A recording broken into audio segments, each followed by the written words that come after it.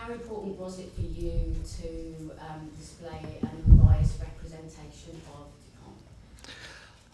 Pont? It was important. I didn't think of him as a villain. And I think that's one of the first things you learn acting wise, is that you can't have contempt for your character, because then that filters how you're portraying that character. I saw him first and foremost as just a guy who was the personification of his upbringing and perhaps his mental state. And there were several elements to, who he was and the problems that he had. So I think I had sympathy for him to a certain extent. So yeah, I think in terms of being unbiased, the goal was not to make any sort of statement about who any of these people were, but just to try to portray them honestly as we could. I wonder what you think makes sports such a good prism through which to examine aspects of American life. And Steve, I wonder if you met Mark Shultz at all, or Dave's family at all, in preparation for your role. I mean, I think it's a pure coincidence that I've made two films that have sports in them, because I'm not a big sports person.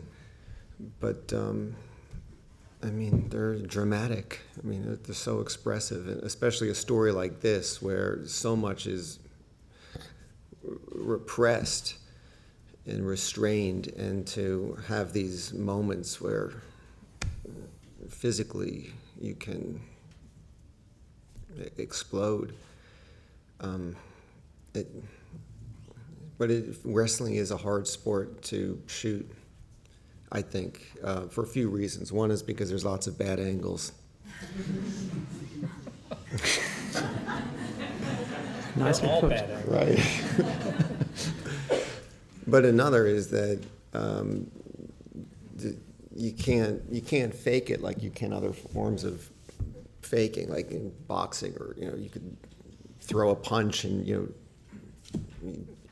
just misses or falls short and the person reacts. But in wrestling, you have to be doing it and you have to be going all out for it to work. And what was the second part? For Steve. Steve, just wonder if you met with Mark Shultz or Dave's family at all to get insight from their perspective. I met with a lot of people. Mark was there for a few weeks at least of our shooting. So he was there, and I think that was extremely helpful to Channing, to have Mark essentially feeding him all sorts of input as to what actually took place. I met Nancy Shultz and Dave's kids as well. They dropped by the set a couple of times. But I spoke to people who had worked with him, people who had been coached by him. I want to put coached in quotes. And they all had various ideas as to who he was.